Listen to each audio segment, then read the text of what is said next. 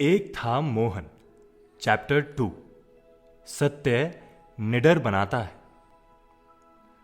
मोहन डरपोक था, यह हमें पता कैसे चला? खुद गांधी जी से।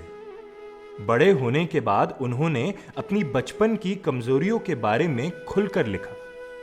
60 साल की उम्र में उन्होंने अपनी आत्मकथा लिखी। इसमें यह साफ दिखता है कि मोहन में लाज, शर्म और भय कितना भी रहा हो, उसमें कई अच्छे गुण भी थे, सच्चे गुण।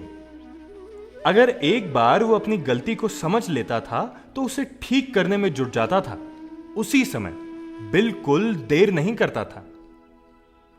एक बार एक संबंधी के साथ मोहन को भी बीड़ी सिगरेट पीने की लत लग गई थी।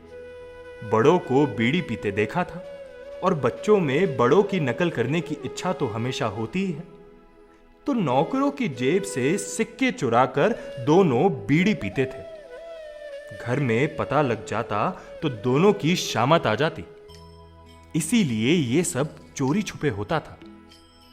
एक बार मोहन के बड़े भाई पर 25 रुपए का कर्जा चढ़ गया था। इसे उतारने के लिए मोहन ने उसके बाजूबंद से सोने का एक टुकड़ा तोड़ निकाला और उसे बेच दिया।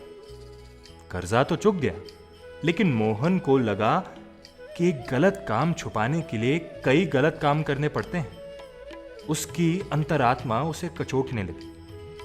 जब नहीं रहा गया तो उसने एक पत्र लिखा। उसमें सब कुछ साफ साफ बता दिया और क्षमा मांगी।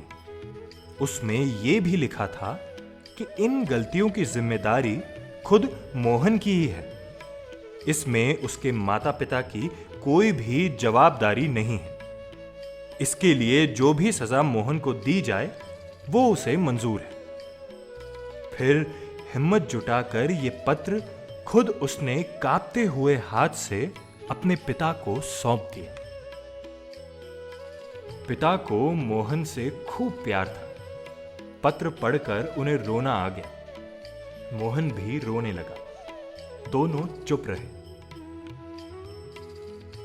गंगा जल की तरह आंसू भी पाप धो देते हैं। मोहन को माफी भी मिली, मन भी हल्का हो गया। इसके बाद उसने जीवन भर चोरी नहीं की। जो कोई भी उसे प्यार करता, उसे चोट पहुंचाना बालक मोहन को मंजूर न था। इतनी कम उम्र में भी मोहन समझ गया था कि झूठ बोलना, चोरी करना, ये सब महंगा पड़ता है।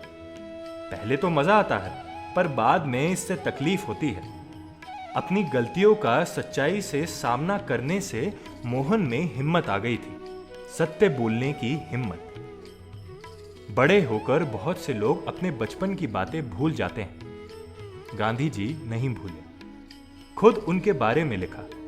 यही नहीं, जब कोई दूसरा गांधी जी के साथ गलत करता, उन्हें धोखा देता या उनके साथ अपराध भी करता, तब वे अपनी गलतियां याद रखते थे। ना तो किसी को नीची आंख से देखते थे, ना अपना मन ही कठोर करते थे। जैसे उनके पिता ने उनकी भूल को सहज ही भुला दिया था, वैसे ही वे दूसरों की गलतियों को करुणा के साथ देखते थे। आसानी से किसी को भी माफ कर देते थे। तभी तो इतने लोग उनसे इतना प्यार करते थे। उन्हें बापू कहते थे।